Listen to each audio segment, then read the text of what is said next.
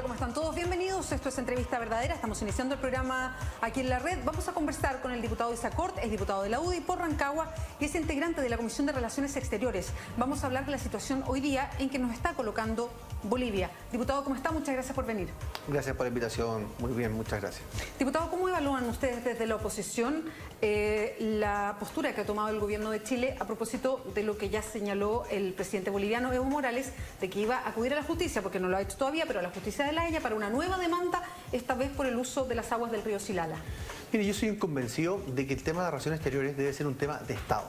Más allá de tener posturas legítimas entre la oposición y el oficialismo, mientras nosotros no tengamos una actitud de Estado, nosotros vamos a estar finalmente abriendo flancos hacia nuestras relaciones exteriores, ya sea a nuestros adversarios o a los que quieren ser nuestros adversarios, como el caso de Evo Morales, porque yo creo que él quiere ser adversario de Chile, aunque Chile muchas veces ni siquiera lo pesca, pero finalmente tenemos que tener una postura de fierro, una postura que sea rígida en el sentido que sea una política de Estado en el largo plazo. No nos hagamos nada con venir a reaccionar muchas veces como esas reacciones que sí se pasan en política, que duran 3 días en la prensa y después se acaban. Perdón, ¿y pasa algo de eso en el Ministerio de Relaciones Exteriores hoy día?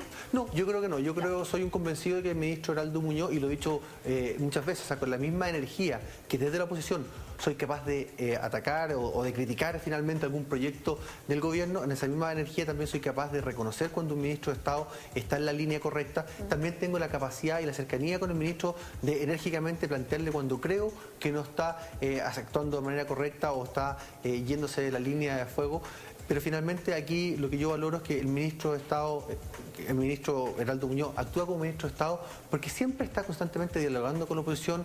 Podemos que no tener criterios similares, pero yo creo que un ministro que está conduciendo con su experiencia a nivel internacional, fue funcionario de mayor rango dentro de Naciones Unidas, ya fue embajador, tuvo cargos de relevancia internacionalmente, tiene un nombre reconocido a nivel internacional, está planteando una mirada de relación exterior de futuro. Lo que sí falta, esto es la primera crítica que quiero plantear acá, lo hago con mucha responsabilidad, nos falta comunicar internamente.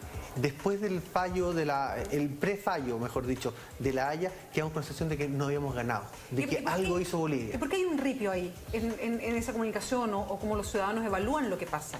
Porque yo creo que a veces las relaciones exteriores están en una alta esfera, están en un segmento casi muy de una clase dirigente, muy perdida por esta esfera a nivel internacional, en otros idiomas, con bufete de abogados, qué sé yo, carísimo a nivel internacional, con un nivel de análisis demasiado pulcro, demasiado académico, y falta hacer la bajada. Finalmente Chile, la soberanía de Chile, lo que es Chile hoy en día, fue porque se consiguió, independiente de otras formas, también por la gente, por el pueblo chileno. No olvidemos que Arica, Antofagasta, Iquique, se fueron ganadas una guerra hace 133 años, terminó, pero fueron ganadas por la vida que dieron los soldados chilenos que no eran soldados de élite, era gente del pueblo de Chile que por convicción creyó y juró la soberanía de ese sector, independiente de la que somos herederos del pasado, pero somos responsables del presente.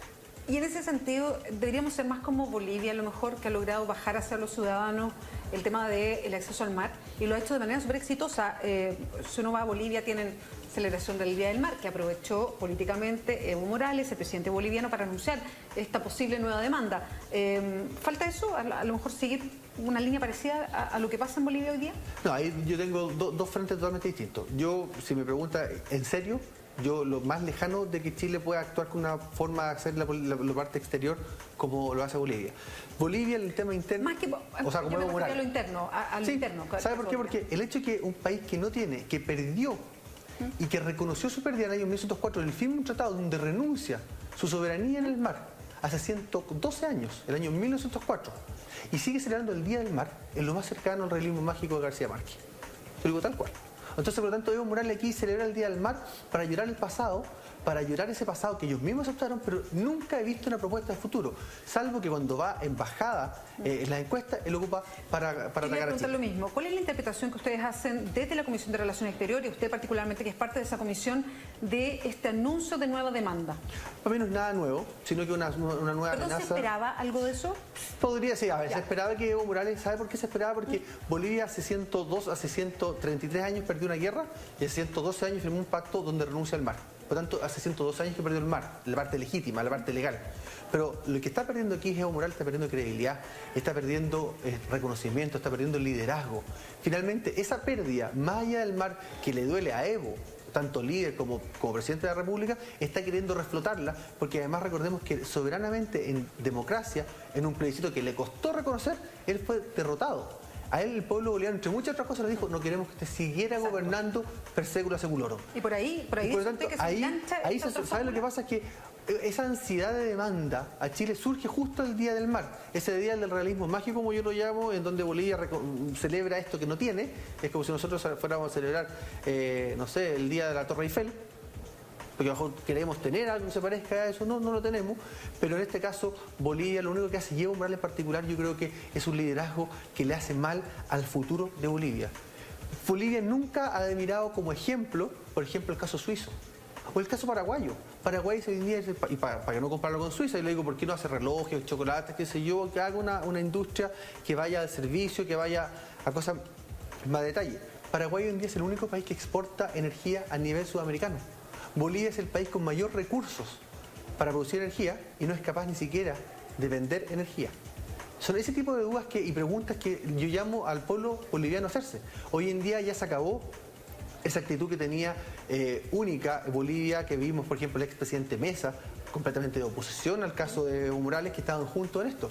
Hoy en día se dio cuenta de Evo Morales que el presidente Mesa le hacía sombra, por lo tanto ya lo dejó reducido al sector latinoamericano. Ahora, más allá de lo que usted señala de que efectivamente tuvo un revés, y fue un revés duro, me imagino, para el presidente Evo Morales, el que en este plebiscito le hayan dicho: no queremos que alargue nuevamente, que se cambie la Constitución y se alargue otro periodo. Evo Morales ha sido un presidente elegido con alta mayoría en Bolivia, pero además un hombre que ha podido manejar el país de una manera que hace tiempo no veíamos en Bolivia, con un nivel de crecimiento distinto, con una mirada a sus recursos naturales, con una idea que llevó a los ojos de Latinoamérica también a mirar a Bolivia. O sea, ha sido un presidente que ha tenido éxitos y que ha sido refrendado por las elecciones, que las ha ganado en forma bastante, con bastantes votos. Sin duda alguna. Y en ese sentido, el liderazgo de Evo Morales como presidente es respetable. Finalmente, soberanamente es el presidente de la República. Yo tengo un respeto en tanto presidente de la República, sobre todo presidente de un país vecino a Chile, y que no es cualquier vecino. Finalmente, con el país vecino que más tenemos que convivir por opción propia, es con Bolivia. Recordemos que nosotros dijimos: ok, pero nosotros sí le vamos a dar salida al mar a Bolivia. Nosotros le vamos a hacer uso, van a poder hacer uso de los puertos, van a poder hacer uso de las carreteras, vamos a tener un ferrocarril en Arica y La Paz, más allá de la línea de la Concordia con Perú, o la cordillera de los Andes, las altas cumbres, o la caída de las aguas con Argentina. O sea, con Bolivia tenemos forzosamente y legalmente una relación que interactúa diariamente. El problema es cuando el presidente Evo Morales empieza su ambición finalmente de querer perpetuarse en el cargo, y eso lo hace ¿con qué? Produciendo y exacerbando un nacionalismo que no le hace bien a los resultados bolivianos. Y efectivamente, cuando el precio de los commodities, de las reservas naturales van en alza, por ejemplo, el presidente Morales tuvo la capacidad de conseguir recursos. Pero hoy en día que los commodities van a la baja, el precio a nivel internacional del cobre, el precio del petróleo, una serie de cosas, ¿qué país hay muy repercutido? Es el propio Bolivia. Por lo tanto, hay baja popularidad, baja en las encuestas, y aquí acude a la mágica receta de atacar a Chile. Atacar a Chile con el argumento de que Chile siempre le está robando algo a Bolivia. Eso es mentira. Eso hay que decirlo con total claridad. Chile no le ha robado nada a Bolivia. Hay que decirlo también con total claridad, y ahí la presidenta Bachelet lo hizo, nosotros de la oposición lo respaldamos. Chile no va a ceder ni una pulgada, ni un milímetro de soberanía a Bolivia. O sea, eso hay que tenerlo sumamente claro. Diputado, y frente a una discusión que se ha formado también y que hay distintas opiniones, ¿qué piensa usted de la permanencia nuestra en el Pacto de Bogotá, que permite que nosotros estemos bajo la tutela en este tipo de litigios de la Corte Internacional de Justicia? Mire, Chile geográficamente es un país que está, si bien no es una isla, está aislado. Tenemos el gran desierto de Atacama, la majestuosa cordillera, y bueno, geográficamente, pero geopolíticamente somos también de tendencia isleña. Nosotros somos más bosco, más huraños en general. Pero Chile también, desde que se creó, tuvo la vocación de relacionarse con el resto del mundo, más allá con nuestros vecinos. Usted sabe, por ejemplo, una casi anécdota: uno de los primeros 10 países que tuvo relaciones diplomáticas actualmente vigentes con el Japón es Chile. Entonces, la visión que tuvo un presidente del siglo XIX de mandar una embajadora a Japón en el siglo XIX fue una visión muy enorme, porque tuvo la oportunidad de que Chile hoy en día sea uno de los países clave en las relaciones diplomáticas desde el punto de vista protocolar con el lejano oriente. ¿Qué quiero decir con esto? En que Chile siempre tiene la oportunidad de analizar si es bueno o no es bueno pertenecer a un pacto. Puede también retirarse, y eso es legítimo que lo plantee, pero yo no estoy de acuerdo que se venga a plantear esta como una solución definitiva, sobre todo cuando el señor Evo Morales es el quien propone el tema. Chile no puede bailar a partir de la música que pone Evo Morales. ¿Lo estamos haciendo? A veces creo que algunas personas sí quieren hacerlo. Perdón, entonces usted no está de acuerdo con los que dicen que deberíamos salirnos del Pacto de Bogotá. Efectivamente, yo estoy en desacuerdo que Chile se retire en este momento del Pacto de Bogotá. Tampoco quiero ser tajante en el sentido que, mire, tenemos un litigio que está en marcha, que es el tema de La Haya. Nosotros estamos preparando una contrarrespuesta. O sea, las memorias y después una contrarrespuesta a La Haya. Por lo tanto, ya aceptamos la jurisprudencia de eso. Sería aquí como de cabro chico picado, pero no es la expresión, él venía a retirarnos ahora. Entonces muchos dicen ahora, pero miren la valentía que tuvo el presidente Santos. Son casos totalmente distintos el de Nicaragua con Colombia, que no los voy a comentar por respeto a ambas naciones de las cuales Chile tiene buenas relaciones, pero finalmente el caso chileno, Chile tiene argumentos de sobra para demostrar que las acusaciones que ha planteado el señor Evo Morales son acusaciones infundadas, pero además también que la discusión que se produce internamente y la situación que se vivió en Colombia debe hacer también analizar a los propios jueces de la Corte Interamericana, o sea, la Corte Internacional de Justicia de La Haya, también cómo son sus fallos, si son fallos políticos o son fallos en derecho. Que ahí usted toca un tema interesante, y de hecho es lo que se ocupa hoy día para poner en duda la permanencia en el Pacto de Bogotá y estar frente a la Corte Internacional de Justicia respecto al tipo de fallo de una Corte Internacional como esta, que también va dependiendo y va fluctuando, y lo ha hecho a través del tiempo, dependiendo de sus integrantes. De repente es mucho más jurídica, de repente le gusta colocar jurisprudencia y hacer jurisprudencia, como decir, mire, esto es novedoso y lo pongo de esta manera. Y obviamente son personas que viven en el mundo, entonces son permeables a la política, en fin. Y en ese sentido, mirando lo que pasa con todos estos factores que están dentro de la Corte, ¿cuánto influye la forma en que Bolivia pone los temas en el mundo? Y que por eso ha significado cambios a nivel de Chile para tratar de poner el discurso chileno afuera también. Porque, a ver, mirándolo así, uno ve como el discurso de Bolivia cala mucho más, es más fuerte en poner su postura de país débil frente a uno fuerte o uno más agresivo que podríamos ser nosotros, fuera. A ver, Bolivia tiene la particularidad de casi la experiencia de victimizarse ante el resto del mundo, lo cual yo creo que uno como país grande, a lo mejor lo ven lejano, los europeos dicen, pucha, pobre Bolivia, pero créanme que al otro día en Europa se están pensando en Europa y no finalmente en el pobre Bolivia. Claro, es un tema que permanece. O sea, es que es un tema, a veces nosotros creemos, claro, porque nos nombran a nosotros y nos atacan a nosotros. Nosotros somos los miserables que estamos ahí tratando mal al vecino. Pero aquí falta un tema más de fondo. Aquí finalmente la Corte Internacional de Justicia, y aquí vamos a entrar en una larga discusión, que no la vamos a abordar acá en este panel, es de qué es justicia, si es hacer cumplir las leyes o dar a cada cual lo que le corresponde. Y en ese sentido, la Corte Internacional de Justicia debe también fijarse efectivamente cuáles son el tenor de las acusaciones que están haciendo, valga la redundancia, el acusador. Porque si Bolivia, hasta hace un tiempo atrás, dice, sabe que nosotros queremos salida soberana al mar, entonces hace una demanda. Entonces después pasan todo tiempo, situaciones sociopolíticas que pasaron. Baja Evo Morales en la encuesta, pierde un plebiscito, viene el Día del Mar y se le ocurre ahí decir, oiga, estamos pensando denunciar por el tema del Silala. Entonces, ¿no lo pensó, no lo vio en su principio el señor Evo Morales esta situación? Nosotros tenemos una convicción clarísima de que Chile, con respecto al Silala, no tiene, o sea, de hecho ahí la presidenta yo creo que dice vamos a contrademandar. Yo creo que primero de todo esperemos qué quiere decir la demanda y también veamos si la aceptamos o no. Ahí sí yo estoy de acuerdo en que analicemos una situación, pero tampoco empecemos a responderle a Evo Morales. Lo peor que podemos hacer, creo yo, es responderle a Evo Morales. Diputado, se lo pregunto de otra forma. ¿Es permeable la Corte a esta campaña internacional que hace un presidente como Evo Morales, que por lo menos comunicacionalmente sí exitosa? No me conteste ahora, vamos a hacer una pausa aquí en Entrevista Verdadera, vamos a seguir conversando con el diputado de la UDI, Isacort, sobre este tema, y también le vamos a preguntar sobre los antecedentes que aporta en una carta personal que escribe Rosario Guzmán a su hermano Jaime Guzmán muerto. Y esto tiene que ver con quienes estuvieron involucrados en su muerte. Espérenos. Sigues en Entrevista Verdadera, estamos conversando con el diputado de la UDI, Isaac Cort, estamos hablando de temas internacionales porque es parte de la Comisión de Relaciones Exteriores de la Cámara. Diputado, para cerrar el tema Bolivia entonces, ¿usted cree que la Corte, y repito la pregunta que le hice antes de irnos a comerciales, ¿usted cree que la Corte Internacional es permeable a esta campaña comunicacional que lleva a Bolivia afuera? Yo espero y confío que no es permeable. Yo creo que tiene que finalmente juzgar en tanto los antecedentes que entreguen cada una de las partes.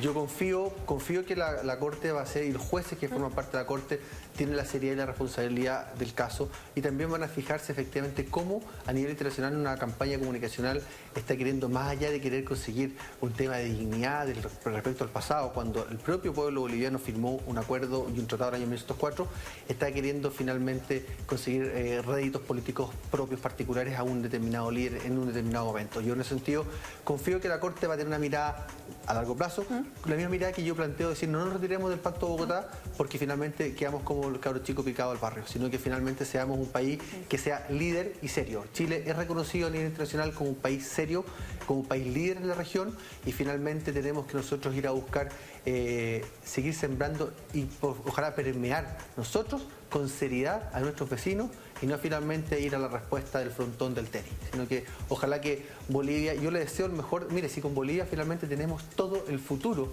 por delante. ¿Cuántos bolivianos viven acá? Yo hace un poco tiempo atrás vi la película, no la había visto, la película de los 33. Y particularmente sale de Mamani, el que había entrado ese mismo día boliviano, y cómo fue tratado como tal, y fue su mamá boliviana, y fue acogida, y el pueblo chileno lo sacaron de la mina todos juntos, qué sé yo. O sea, lo reconocieron. Finalmente somos países hermanos. Y el tema es que como toda familia podemos pelear.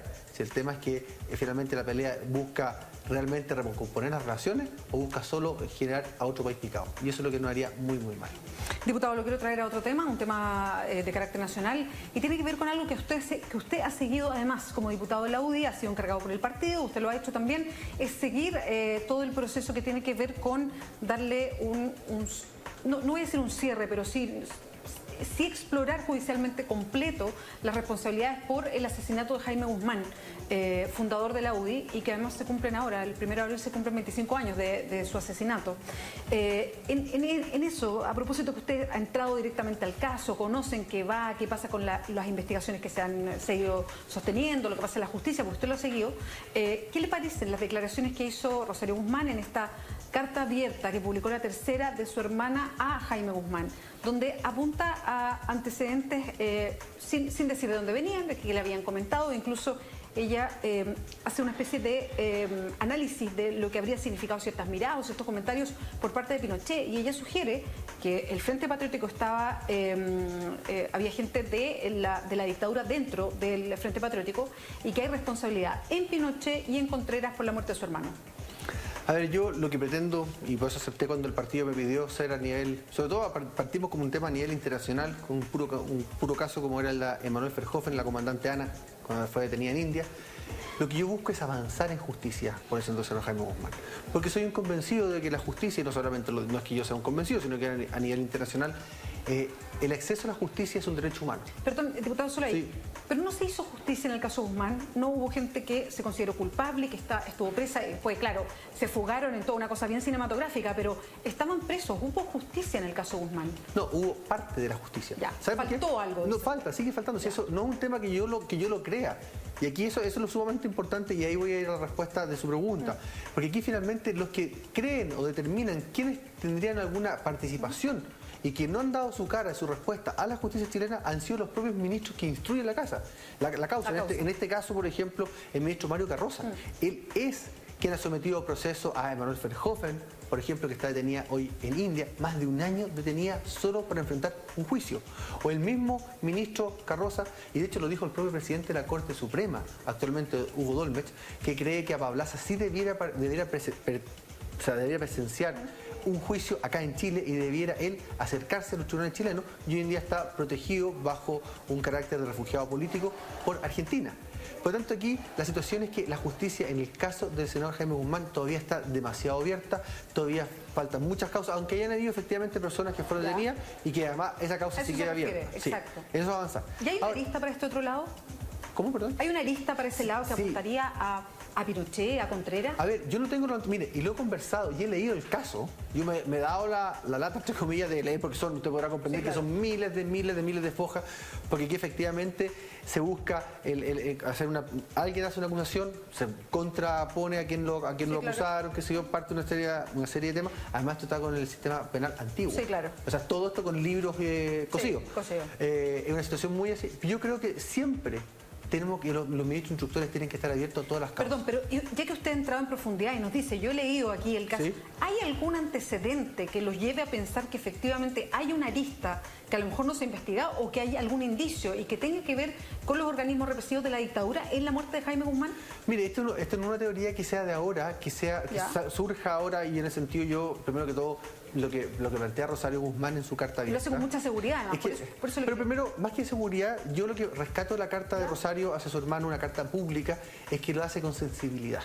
Y esa sensibilidad fraternal que le hace una hermana con su hermano, es una sensibilidad admirable, porque después de 25 años significa que la herida sigue estando ahí, a lo mejor no cicatrizado, pero la emoción de haber perdido a tu hermano en un acto terrorista que le costó la vida. Ahora, ¿quién cometió el acto terrorista? Ese es otro tema, y eso es lo que la justicia tiene que dilucidar.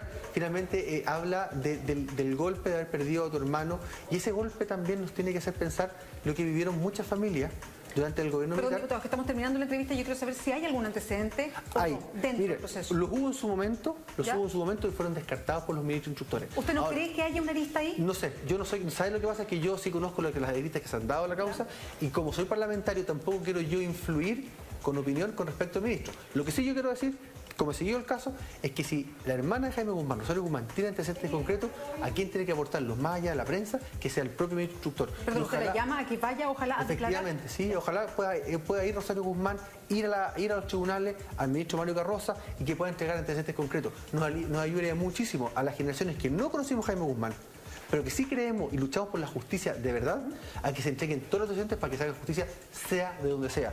La justicia no tiene color político, ni tiene uniforme militar o paramilitar. La justicia tiene solo una, la verdad. Diputado Isacort, muchas gracias por acompañarnos hoy día en Entrevista Verdadera. Gracias por la invitación. Y vamos ahora a un resumen de noticias.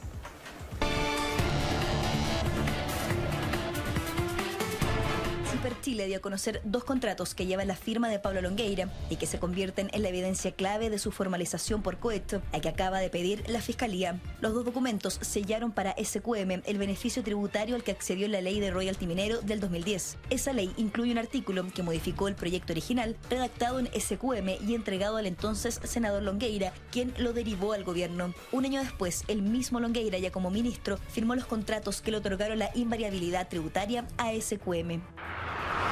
El 8º Juzgado de Garantía de Santiago determinó hoy sobreseer al ex senador Carlos Ominami por la prescripción de los delitos tributarios que se le imputaban en el marco del denominado caso SQM. La solicitud de sobreseimiento fue realizada por la defensa del ex parlamentario, que indicó que tras la formalización del pasado 9 de marzo se analizaron los tiempos y se determinó que los delitos imputados estaban fuera de plazo. Por su parte, el fiscal a cargo del caso SQM, Pablo Gómez, indicó que apelarán a la decisión ante la Corte de Apelaciones de Santiago.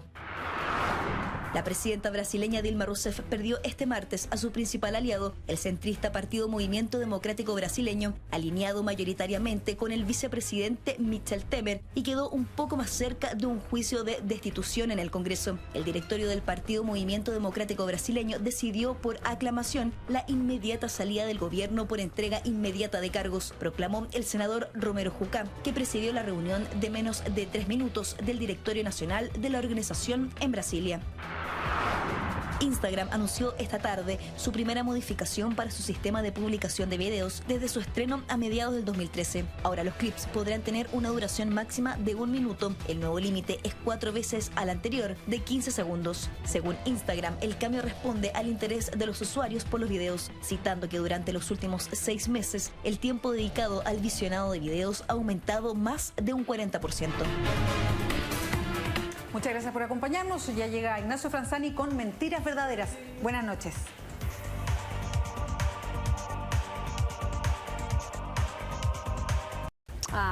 ¿Su nombre? Natalia Cuevas. Pucha, yo tengo una admiración súper grande por quienes me anteceden, muy grande. Valoro N. Yo observaba el trabajo de Natalia Cuevas. ¿Viste su rutina en Viña? Sí, lo vi antes del festival. Me pareció que era bueno ver quiénes no le había ido bien, para cachar si habían puntos en común, para ver si en algo se parece. ¿Viste a Salomón y Tutututo o viste a Natalia Cuevas? A Rudy Rey. ¿Ya? Y a la Vanessa. Ah, no solo mujeres. Claro. Ya.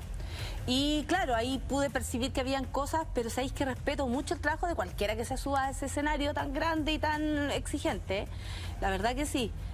No, más agradecida de que mujeres se hayan atrevido, ¿cachai? A hacer antes lo que uno hizo, lo que uno hace ahora. No, bacán. Le dedicaste a varias mujeres tu rutina, además. Sí, por supuesto. A ellas 4, a la Natalia Cuevas, a Vanessa Miller, a Gloria Benavides y Maite Montenegro, que fueron las que estuvieron antes. Exacto. Que me parece que es súper importante. Segunda carita, hablando de comediantes, ¿Amable? dice más o menos así. Su nombre, Edo Caroe. El Edo, nos llevamos súper bien con el Edo. Tenemos una muy buena relación. Él fue a ver Gritona, por ejemplo, antes que tú. ¿Ah? Y pagó su entrada, no como tú. El Edo me parece que es súper talentoso.